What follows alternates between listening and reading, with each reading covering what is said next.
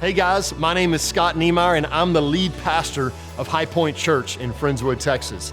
I'd like to welcome you to our podcast. We believe that church is not just an event you attend, it is a family that you belong to.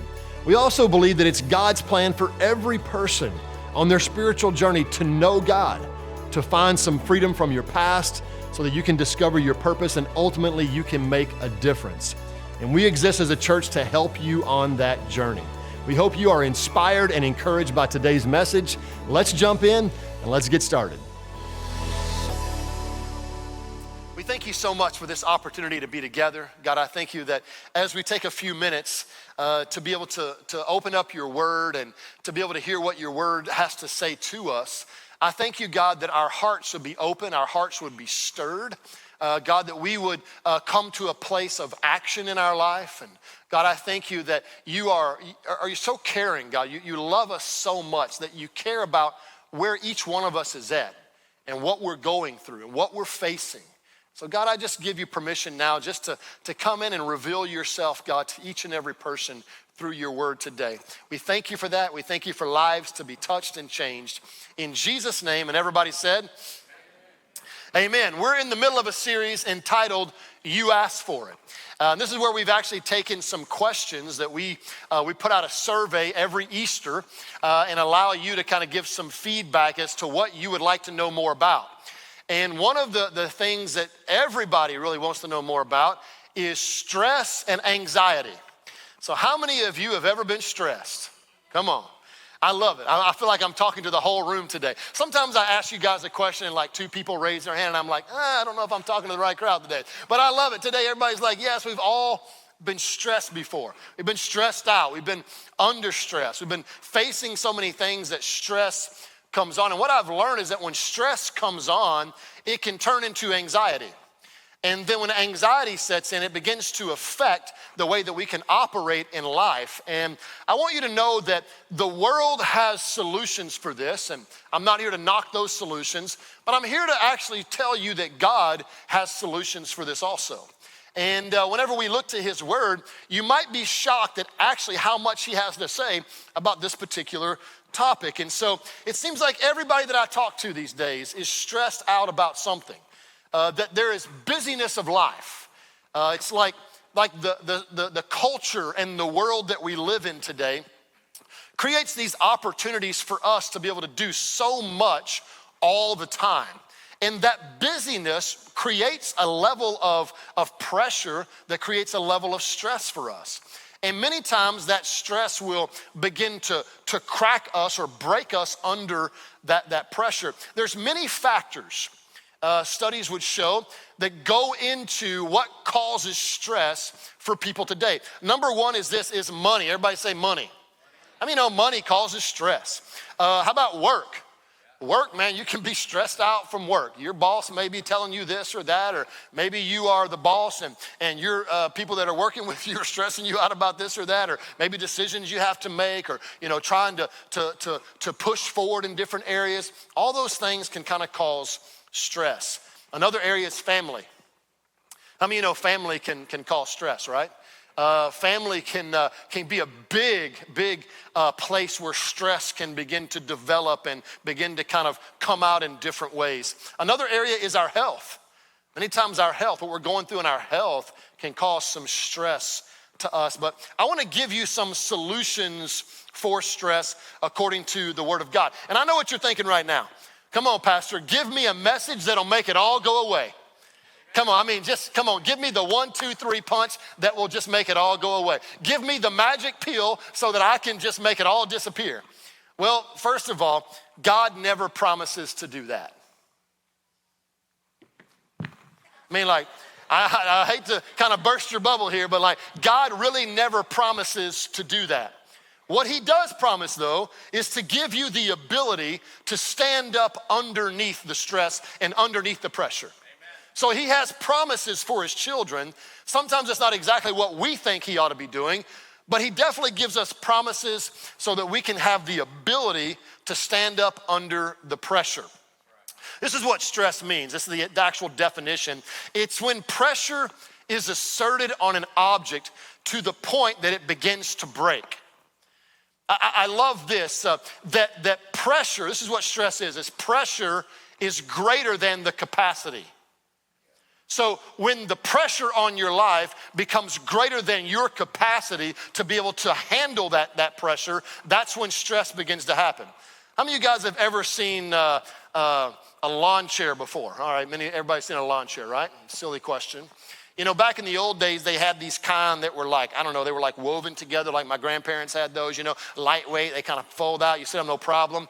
I don't know, somewhere along the way, some engineer somewhere thought it was a great idea to create a plastic lawn chair that's all molded from one piece of plastic. You guys seen these before?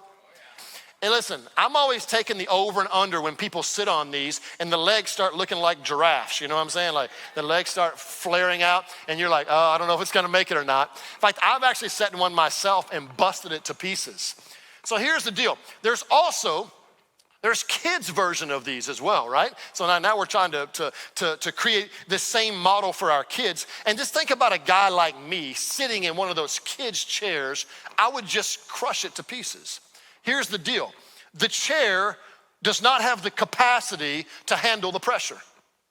And in our life, many times it's the same way. We don't possess the capacity to handle the pressure that has been put on us, or maybe we've even put it on ourselves.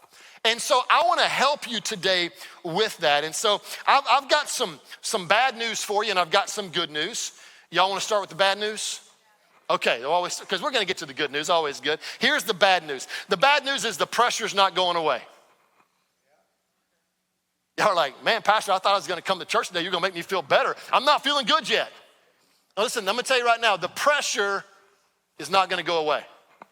But here's the good news. That's the bad news. The good news is God can. I hope to be able to help you today with the ability to increase your capacity. And if you begin to understand that God has a plan for all things in life, including the pressures that we're under, including the stress that is created by those pressures, I want you to understand God has a plan for those things. So I'm going to tell you a couple of stories here. But before I do that, I'm reminded of a verse in the New Testament where Jesus says this. He says this. He says, in this world you will have trouble. In this world you're going to have trouble. You're gonna have tribulation, you're gonna have some problems, you're gonna have some issues. But take heart, for I have overcome the world.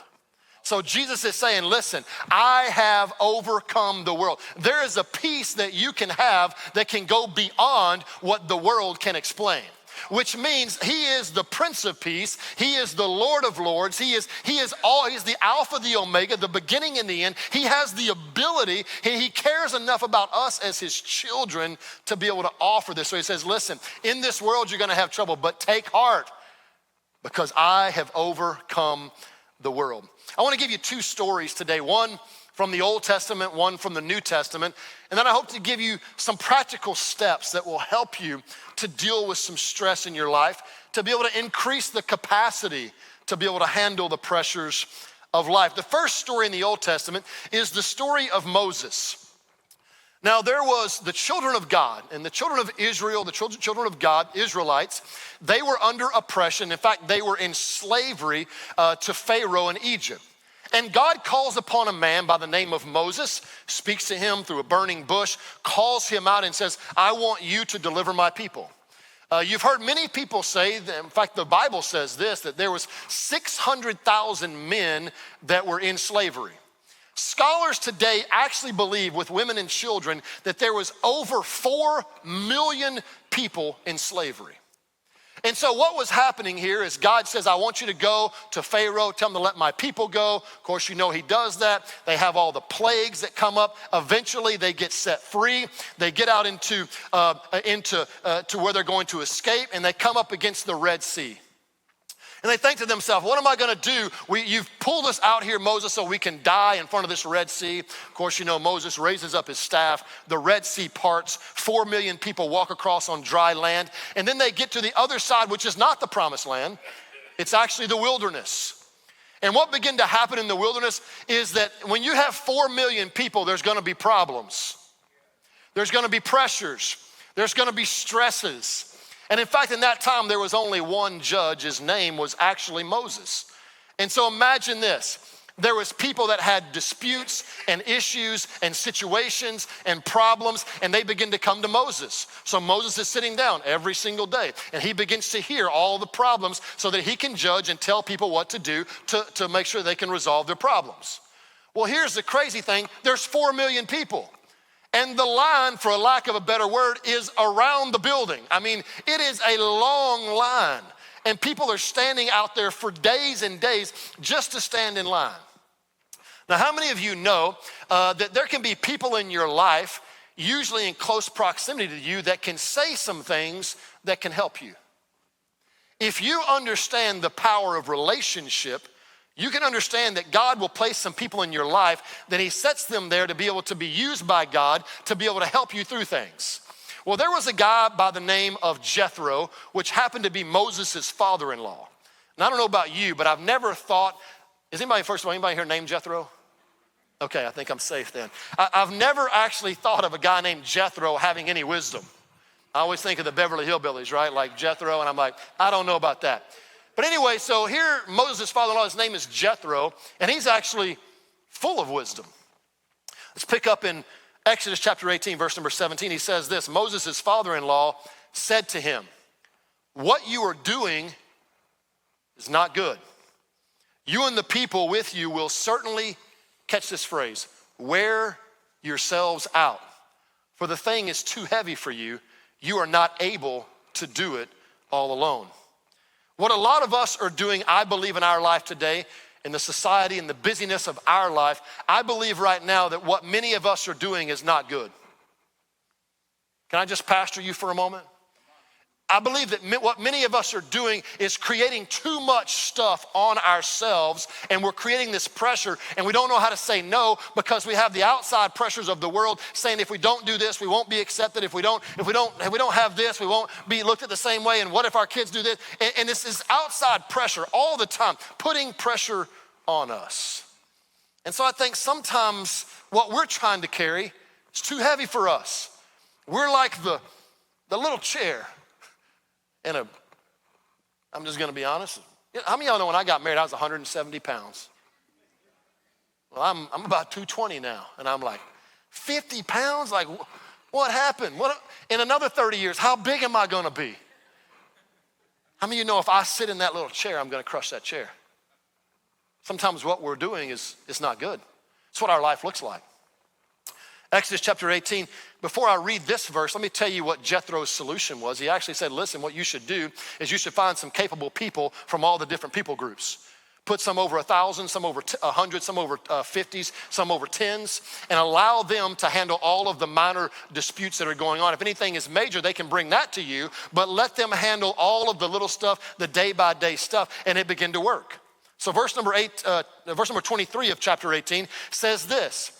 It says, if you do this, talking to Moses, God will direct you. You will be able to endure. How many of you know sometimes under stress, you're not sure if you can endure, but you'll be able to endure. And all this people also will go to their place in peace. Do you know that God promises us a place in peace when we begin to do things God's way, his way, and not our way? God promises peace, and I want to show you what he's talking about. Matthew chapter 11, that was the Old Testament story. Now is the New Testament story. This is Jesus himself, and he's talking, and he's teaching, and he says this, come to me, all you who are weary and burdened, and I will give you rest. If you don't get anything else out of this message today, please hear that promise from our Savior. Come to me, all you who are weary and burdened, and I will give you rest. Jesus doesn't take anything from us, though. Let me give you another one of these real moments here, all right? Jesus doesn't take anything from us. He actually puts more on you.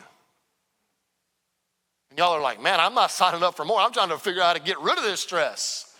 Well, how many of you know his ways are not our ways? That his ways are above our ways. And sometimes we process God's way of doing things in the world that we live in. And understand this, that the world's system is different than God's system. The kingdom of God is over here. It's God's way of doing things, and it's upside down from the way the world says to do things. So how do we reconcile that, Pastor? Well, this is what he says. You are not of the world, but you are in the world. So the world system does not work in the kingdom of God. Oh, but the kingdom of God always works in the world system.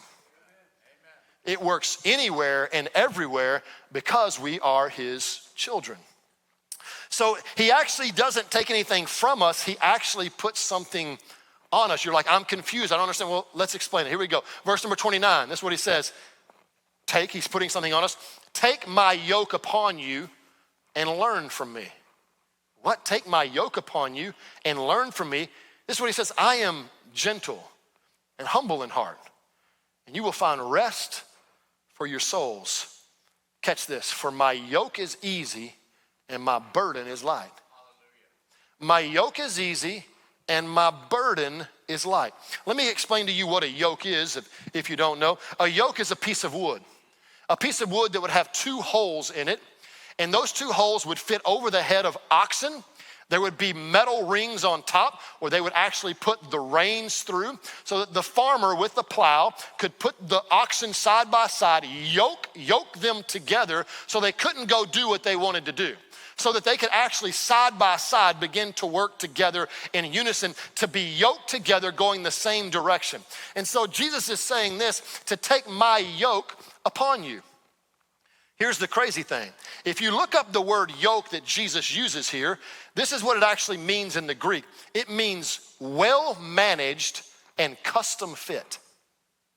Well managed and custom fit. It's not a one size fits all yoke. It's not like, let's go down to Walmart to aisle 32, everybody pick up a yoke and this is how we're gonna do this. No, God loves you so much. He knows how he created you and made you. He knows how unique you are, how you're different from your spouse and everybody else in this room, that he actually makes a custom yoke for you. In this day and time, this would be a farmer that loved his animals. He would actually call in a carpenter.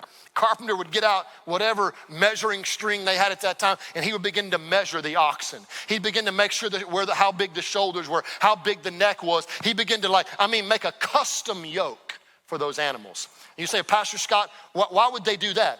So that when you get work done, you don't have the wear and tear of work. See, what happens right now is when we have the busyness of life, we're yoked up with something, and because we're yoked up with all the busyness and all the things in life, what begins to happen is whenever we put the work in, we are worn out because it's not a custom fit yoke from your creator. It's a yoke that the world has put upon us and the system has put upon us, and you gotta be saying, you know what? I wanna do things God's way. Y'all getting anything out of this today? So what will give you peace? What is God's prescription? Let me give you 5 ways for you to increase your capacity. 5 ways for your capacity to increase. Number 1, our capacity increases when we allow our bodies and mind to recover. Our capacity will increase when we allow our bodies and our mind to recover. There's a story that goes like this. It's a story of 2 lumberjacks, and they were gonna go out and they were gonna have a competition. How many trees can I cut down? So they were gonna have a competition. In fact, this younger lumberjack, he went and he challenged an older lumberjack. He said, let's go out for this many hours and let's see how many trees we can cut down. And whoever has the most is gonna be the winner. The older lumberjack said, okay. They begin to go out there, man, the older lumberjack, he's just kind of working real steady. Man, the young guy, he's out there, man, and he is just chopping away. The older guy, after he fell a couple of trees, you'd see him go sit down, pull out the whetstone and start sharpening that axe. Turn it over and sharpen that axe. And then get back out there and get to work. Young guy's over there just killing himself, man, just doing as much as he can. Every 3 or 4 trees, get out, sharpen that axe, sharpen that axe. When they got to the end of the competition, they were all shocked because they thought surely the younger guy was gonna be able to outwork the older guy. But little did they know that when you don't sharpen your axe, you're not really doing much with a whole lot of effort. and you're creating a whole lot of problems. But over here, whenever you take time to rest and to sharpen your axe, what will begin to happen is you'll be more effective in your life, and the pressures will not overcome you. And the older lumberjack actually cut down twice as many trees. When we allow our bodies and mind to recover, I want to encourage you to take some time to recover. Exodus chapter 20, verse number 9, it says it this way. It says, you have 6 days in which to do your work, but the seventh day is a day of rest dedicated to me. On that day, no one is to work. On that day, somebody's excited about it, no one is to work. And you may say, well, Pastor Scott, Exodus chapter 20, if you've read the Bible, you may recognize Exodus chapter 20 as being where the 10 Commandments are, and you would be right. This is one of the 10 Commandments. Well, Pastor Scott, every week you tell us not to live underneath the law and the rules, but to live under relationship. Well, how many know that Jesus didn't come to abolish the law, but to fulfill the law? Let's go to the New Testament and see what it has to say. Matthew chapter 4, verse number 9. It says, there remains then a Sabbath rest for the people of God. For when anyone who enters God's rest also rests from their works. Just as God did from his, let us therefore make every effort. Now this is what he's telling you here. Don't just think of this as I'll have a Sabbath whenever I have more time. Let me tell you right now, you're never gonna have more time. And you're probably gonna remain stressed out. You're probably gonna remain under the pressure, and your capacity is gonna remain small until you begin to understand that his yoke is easy and his burden is light. When you do it his way, things begin to work out. So he says this, he says, let us therefore make every effort to enter into that rest so that no one will perish by following the example of disobedience. What I want you to see here is that it's important that we all have a Sabbath. Listen, for us, that mainly would be Sunday, you know? Today you came to church. I'm so glad that you're here and you've come to worship God. First day of the week, give him you know, the first and the best. I love that. And maybe you've been working all week and this is your time to rest. And I would say I'm very, very happy about that. But here's the deal. I hope that whenever you get home today that you go have a fantastic lunch. I hope somebody's got something in the crock pot for you right now. I mean, I hope you can have something. You'll be able to sit down, watch some NFL football, not care about what goes on and just fall into a food coma. Come on, I'm talking about a day of rest. I hope that's what happens for you. What I'm trying to encourage you with is that you have to rest. God himself created the heavens and the earth for 6 days, and then God rested. If God needs to rest, don't you think that we need to rest? No, Pastor, you don't understand. I got to do this and I got to do this, I got to do this. I'm telling you, this is why you're under stress.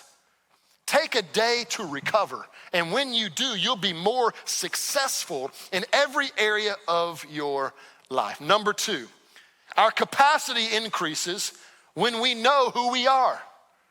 I want to just encourage you right now that if you don't know who you are in Christ Jesus, and that starts with a relationship with him. But if you don't know who you are in Christ Jesus, let me tell you what you will know. You'll begin to believe the narrative that plays over and over in your head. And it's probably a narrative that somebody else has said something about you, and you begin to believe that narrative and you play it over and over and over in your head. Or even one bigger than that is the enemy comes to you and he begins to lie to you. He begins to tell you you're not good enough, it's never gonna work, your marriage is over, your job's not successful. He'll begin to tell you, oh, your kids are messed up. He'll begin to tell you all these things. And you'll begin to buy into the narrative that the enemy begins to say. So whenever we don't know who we are, then we really don't know what we're supposed to be doing. You have to know who you are. Well, let me tell you who you are. According to the Bible, that you are children of God. Just let that sink in for a second. He doesn't say you're a stepchild. He says you are children of God. First of all, you need to understand this. Greater is he that is on the inside of you than anything that's in this world. So when you begin to understand and reconcile your life back to your Creator, I'm telling you, everything will begin to make sense for you. This is what happens though, is the peer pressure begins to come in, right? And I know that's like a word that we used to say when we were teenagers. Oh, watch that peer pressure. It's almost like we've heard it so much we've discounted it. But let me just say, the actual phrase is actually a very, very powerful thing to think about. Because all of us are inside our life feeling the pressures of life. What do people think about us? How do people perceive me? What if I say this, what will they think? What if I do this, what will they think? And we begin to have this peer pressure all around us. But in reality, it's more important for you to know who you are, and then for people to begin to say, you know what? At least that person knows who they are. So we need to learn, though, let me give you a little bit of tip here, some help here. We need to learn some selective ignorance. Y'all know what selective ignorance is? Oh man, this is brand new for y'all. I'm gonna give you something good, practical you can take out of here. That is when you make a decision whether or not you're gonna buy into something, participate in something, or actually let something get you worked up. It's called selective ignorance. Somebody comes to you and says, oh, did you know? Be like, no, I had no idea. Oh, did you hear? No, not really involved in that. See, I'm giving you permission to have some selective ignorance. In fact, it actually will help you set you free in some of your life if you're just like, I'm gonna sit this one out. I'm gonna take a pass on this one. It will actually help. Eleanor Roosevelt said this, nobody can make you feel inferior without your consent. You have to give consent for anybody to make you feel inferior. Galatians chapter 6, verse number 4 says this, each one should test their own actions. Then they can take pride in themselves alone without comparing, catch this, peer pressure, comparing themselves to someone else. For each one should carry their own load. I want to encourage you that you're a child of God, bought with a very high price. He loves you and he cares about you. Begin to know who you are and begin to say, what if I begin to do things God's way? Would his yoke actually be easy? Would the burden be lighter? No, it absolutely works in the kingdom of God, and it can work in your life. Number 3, our capacity increases when we know what we were created to do. You hear me tell you almost weekly that every single one of you has a purpose in life. Whether you know it or not, the God that created you put some things on the inside of you that are unique to you. And he put those things and wired you a certain way. Usually you have an inclination, you usually find some work path that kind of connects to that, but he made you that way for a reason. And if he made you that way for a reason, we need to know what we were created to do. So you have to reconcile with what God put on the inside of you with doing something for God with that. When your assignment, I like to say it this way, when your assignment and your purpose have become a distraction to all your problems. Do you know many of us live our life and our problems are a distraction from our purpose?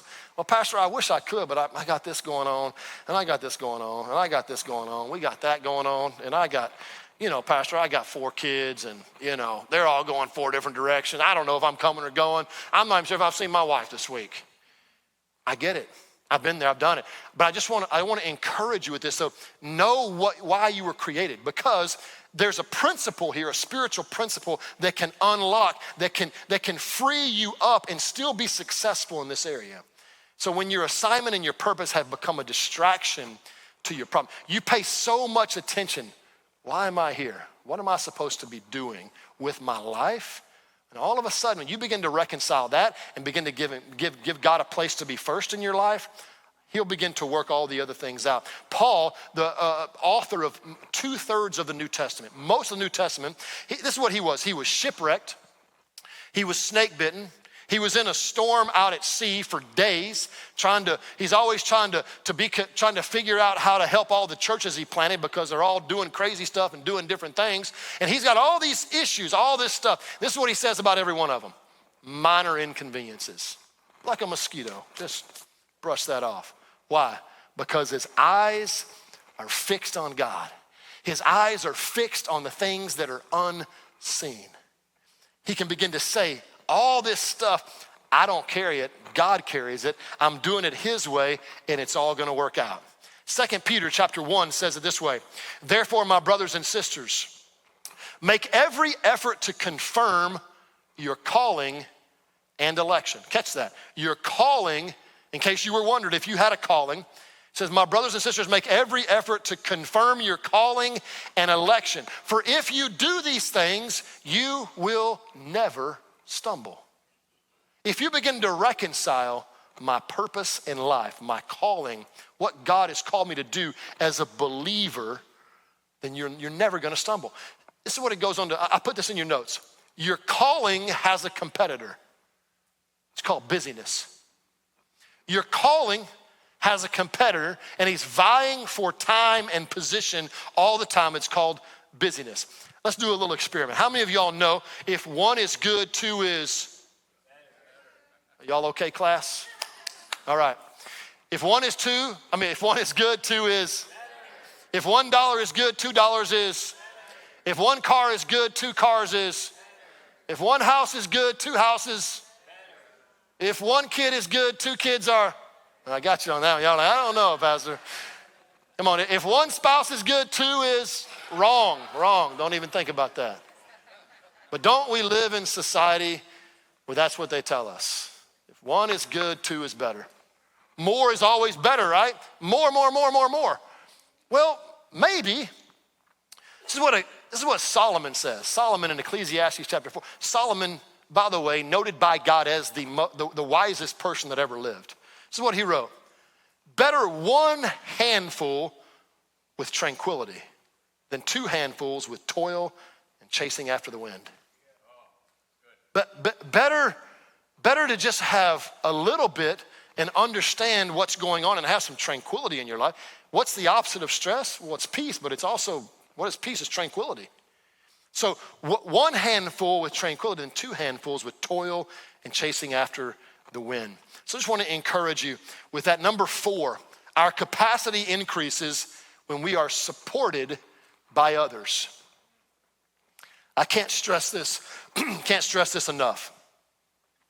God always puts us in groups. You may say, Pastor Scott, that is a pretty good stretch to get all of us to sign up for a small group today. It's really not. I do want you to sign up for a small group because I know it can help you. I know it can change your life. God always puts us in groups, and our capacity will increase when we are supported by other people. Every description of the church is a group description. In the Word of God, every time the church is described, it's not described as an individual, but a group of people. There is a fellowship, group. There's a family, welcome home, group. There is the body of Christ, group. There is a flock. How many of you guys ever watched the National Geographic channel before? You know, you've seen the safaris out there, you got all the antelope out there, and there's a flock or a herd of antelope. And then for whatever reason, I've never known this, but for whatever reason, one of the antelope decides to go off on his own, isolate himself over there, and you know what happens? They zoom in on the camera. Why? Because there's a lion over there gonna pounce on him and take him out. He just became the lion's lunch. The enemy roams about like a roaring lion, seeking whom he can devour. You are safer in a, should I go back to this point? You are safer in a, oh man, here we go, okay. So he's always putting us in group. God does not want you to be isolated. In fact, isolation is the worst thing that you can do in life. Because when you get isolated, you will begin to believe the narrative of whatever is playing over and over in your head. And if that's from the enemy, if that's from somebody that's trying to pull you down, that narrative will just be there playing over and over and over again. Ecclesiastes chapter 4 says it this way, verse number 8. There was a man all alone. He had neither son nor brother. There was no end to his toil. Yet his eyes were not content with his wealth. He even had earthly wealth, but there was no content there. Do you know that there are certain things in life that money cannot fix? In fact, there's a lot of things in life that money cannot fix. Money is great. Money helps. All of those things. It's necessary, all those things. But there are certain things in life that money cannot help. 2 are better than 1 because they have a good return on their labor. If either of them falls down, one can help the other up, but pity anyone who falls and has no one to help them up. Also, if 2 lie down together, they're going to keep warm. If two lies down together, they're going to keep warm. I love that. It says, but how can one keep warm alone? Though one may be overpowered, two can defend themselves. A cord of 3 strands is not quickly broken. You know that the world has an answer to this? The world has an answer to like being alone. It's actually called social prescribing. They've actually looked at groups of people and decided that not only can medication help somebody, but there may be some social things that can help somebody. This is what social prescribing is. They say, find some friends and do something meaningful together. And I thought to myself, that sounds like church. Like what if we get together and we have some friends and we're in groups together and then we go do something meaningful together? What if God begins to do something amazing right here at High Point Church in Friendswood, Texas? What if the groups is not just about us growing a church, but what if we're growing people and growing families? What if we're establishing something that will show up when our grandchildren are here? What if something will begin to resonate within us? And so this is a powerful thing that God's beginning to put together. Your capacity can increase. Number 5, our capacity increases, and I don't want you to miss this, when God is helping us. Let me help you with this real quick because I hope this is good information for you. He has to be Lord first. Listen, he has to be Lord first. Jesus is referred to as the Prince of Peace. Stress solutions equals the Prince of Peace. Prince in Hebrew is the word Tsar, pronounced Czar. I mean, you guys have ever heard of Caesar, Augustus, Caesar, right? Give unto Caesar what is Caesar, y'all. Tsar. It means this, the one in charge, the Lord, the chief, the general. Ladies and gentlemen, he can't help you if he's not in control. And he doesn't take control of your life unless you give him the reins. See, lots of times we won't help and even think that we are disappointed in God, but we haven't given God first place in our life. And he's saying, hey, listen, if you'll do it my way, I'll begin to show you how all these things that may not make sense to you will begin to make sense. Peace, the word peace, Prince of Peace. Peace in Hebrew is the word shalom. It means rest, tranquility, wholeness, completeness, contentment. It's interesting to me that lordship and peace always go together. Lord and peace always go together. Let me show you. Psalms chapter 4, verse number 8. In peace I will lie down and sleep. For you alone, Lord, make me dwell in safety. Lord in peace. Psalm 29:11. The Lord gives strength to his people. The Lord blesses his people with peace. Lord and peace go together. Acts 10:36. This is the message of good news for the people of Israel. That there is peace with God through Jesus Christ, who is, and he takes it one step further, who is Lord of all. Romans 5:1, therefore, since we have been justified through faith, we have peace with God through our Lord Jesus Christ. Peace comes with Jesus, but not just the idea of Jesus, not just the box checking societal way to say, yeah, I'm a good religious person. I went to church today. No. A relationship where you make him Lord. Remember, Lord, come on, that's the Prince of Peace. Make him the Lord, the general, the chief. Make him the one that is leading you in your life. That's what I like to say. The prince has principles. It's principles. I've been waiting this whole message to tell you this next statement. Most of our stress comes from ignoring God's principles. I'm glad the world has solutions to stress, but they are Band-Aids. They are not meeting the root problem. Only our Creator, and surrendering our life to Him and saying, He is Lord of my life and He is Lord of all. That's what produces peace in your life. So what principles are you talking about, Pastor? One word: first. First. You can't be second, third, fourth, down the line. No, first. He wants to be first in our life. Matthew 6:33 says it this way: but seek first His kingdom and His righteousness, and all these things that cause so much stress in our life because we're trying to do it on our own, all those things will be given to you as well when we seek Him first. Amen. To put Him first in every part of your life. Put Him first in your worship, which is what you're doing today. Put Him first in your rest. Put Him first in your family. Put Him first in your finances. Put Him first in all these areas of your life, and watch when we put Him first how things begin to work out for you. This is what I want to end with.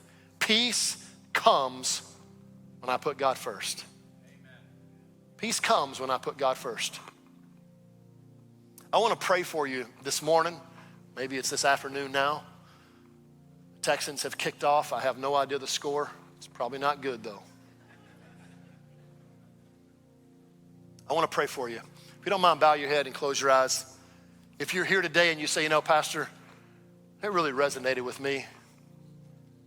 And maybe you have never had a relationship with Jesus. Maybe you have had a relationship with Jesus, but He's not Lord and He's not first. And you want to make Him first today. You want to make that commitment today. Be so kind just to raise your hand up and pull it right back down. Thank you, thank you. Thank you so much, thank you. Thank you. The hands going up all over the place. Thank you. It's such a powerful thing to be able to make the decision to put God first. And everything will start making sense in your life. Doesn't mean everything's going to be perfect. Doesn't mean the pressure or the problems are going to go away. But man, are you connected to a power that can help you get through just about anything. So I want all of us to say this prayer together. Everybody say, Father, thank you for loving me. I say that Jesus is my Lord. You are number one. I know that you died for me and you rose again. And I have access to everything that you've provided for me. I say yes to you in Jesus' name. Now I want to just say another prayer over you about stress. I just sense there's some people in here that you're going through a very difficult time in your life. And you're up against something. And it's causing you a lot of stress. In reality, you've been carrying that thing. Maybe it was placed upon you. Maybe it was self-inflicted. Either way, you found yourself in a place, and you know right now that you do not possess the capacity. You are feeling the pressure and the weight. If that's you, I want to pray for you right now. Father, I thank you right now. God, I know that description, God, would be all over this room because it's been in my life so many times. I pray, God, for each and every person right now, just right where they are, God. God, the ones that are under so much pressure and so much stress. The God, that you would come in, Father, and now that they have decided to make you Lord and to give you first place in their life, God, I thank you that you will lead them and guide them and direct them, God. And Father, I thank you right now that their capacity is increasing because of who you are in their life and through their life. God, I thank you that you're so concerned and you care so much about what we're going through. God, I pray that you would just send peace into that situation. God, I know that you are the Prince of Peace. God, we thank you for tranquility peace, for freedom in the name of Jesus. And everybody said, amen. Thank you for joining us. If you've been encouraged by our ministry, we would love for you to like, subscribe, and share this video. If you'd like to help us to continue spreading the message of Jesus all around the world through giving, or you'd like more information on our Sunday services, you can visit us online at myhighpointchurch.com, or you can follow us on social media at myhighpointchurch.